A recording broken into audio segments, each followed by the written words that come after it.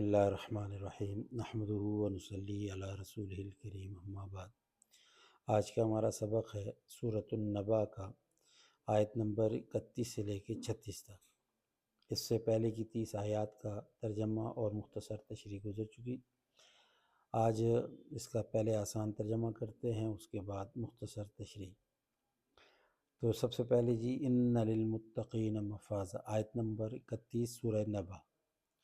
ان کے معنی ہوتے ہیں بے شک، للمتقین، لام پہلے بھی بتا چکا ہوں، کے لیے، اور متقین کہتے ہیں پرہیزگاروں کو،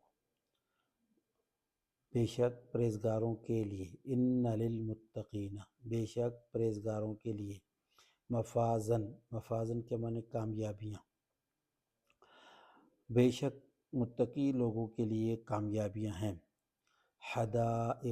حدائق، حدیقہ کی جمع ہے، باغات ہیں، باغیچے ہیں۔ وَأَعْنَابًا، واو کے معنی اور، اعناب عنب کی جمع ہے، عنب کہتے ہیں انگور کو، اور انگوروں۔ وَكَوَاعِبَ، واو کے معنی اور، کواعب کا مطلب ہوتا ہے کنواری عورت، وہ عورت جس کی شادی نہ ہوئی ہو۔ اترابہ کا مطلب ہوتا ہے ہم عمر، کنواری اور ہم عمر عورتیں ہیں۔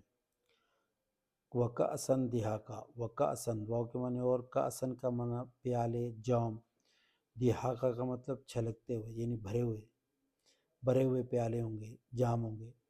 لا یسمعون فیہا، لا یسمعون، لا کے معنی نہیں، یسمعون وہ سنیں گے، لا یسمعون وہ نہیں سنیں گے، فیہا اس میں، یعنی جنت میں، لغون فضول بات، ولا کذابا اور نہ ہی جھوٹ، نہ تو وہ کوئی فضول گوئی ہوگی اور نہ ہی کسی قسم کا کوئی جھوٹ ہوگا۔ جزاءً یہ بدلہ ہے، من ربک تیرے رب کی طرف سے، عطاءً یہ عطا ہے، حساباً کافی، یعنی عطاءً کا مطلب انعام، حساباً کا مطلب کافی، یعنی یہ ایسا انعام اور ایسا بدلہ، ایسا جزا ہے، حساباً کا مطلب یہ کافی ہو جائے گا۔ تو یہ ہے جی ان آیات کا سلیس ترجمہ۔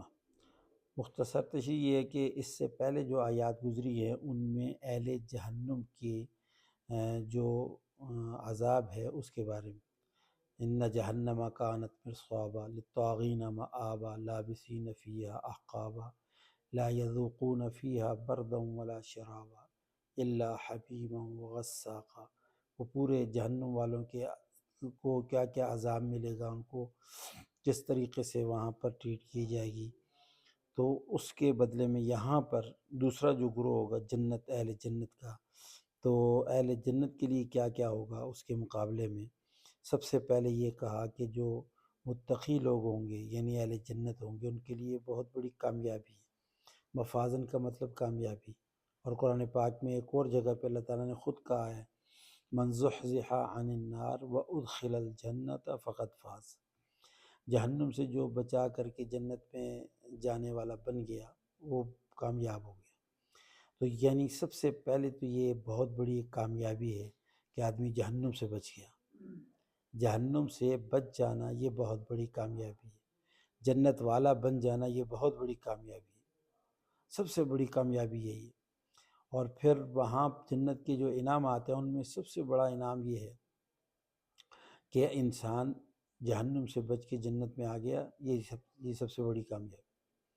اور پھر وہاں کے باغات ہیں اور انگور، اور اسی طرح سے پھر وہاں پر لا محالہ ایک اچھی جگہ پہ ایک اچھا ساتھی ساتھ میں ہو، ہم عمر، کنواری، حوریں، اور پھر وہاں چھلکتے ہوئے جام، لیکن یہ وہ جام نہیں جو ہمارے جو ہے وہ دنیا کے شراب ہے، نہیں، بلکہ ایسی پاکیزہ شراب ہے کہ جس سے صحت اور تندرستی کے اندر چستی آئے گی، جان میں جان آئے گی کسی قسم۔ اور اس کے آگے وہ اعتراض بھی ختم کر دیا کہ لا یسمعون فیہا لغوا ولا کذابا، جیسے دنیا میں یہ دنیا کی جو بیہودہ قسم کی شراب ہے، پینے کے بعد انسان بیہودہ ہو جاتا ہے، بیہودہ گوئی کرتا ہے یا بیہودہ کام کرتا ہے یا بیہودہ لغو باتیں کہتا ہے، زبان سے گالی گلوچ کرتا ہے، ایسا نہیں ہے وہاں پہ۔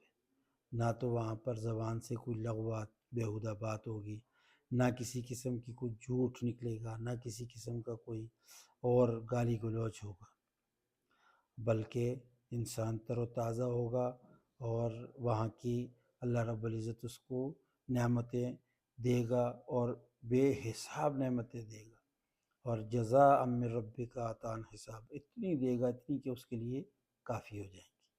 تو اللہ تبارک و تعالیٰ نے اہل جنت کو جنت کے جو انعامات دیے ان کا یہاں ذکر کیا ہے، اور آگے جو آیات ہیں رب السماوات والارض، یہ آگے اللہ تعالیٰ کی کبریائی کا اور آخرت کا مختصر سا حال آپ بیان کر کے صورت کو ختم کیا گیا ہے، وہ انشاءاللہ العزیز آئندہ کریں گے۔ اللہ تعالیٰ قرآن پاک کی سمجھ عطا فرمائے۔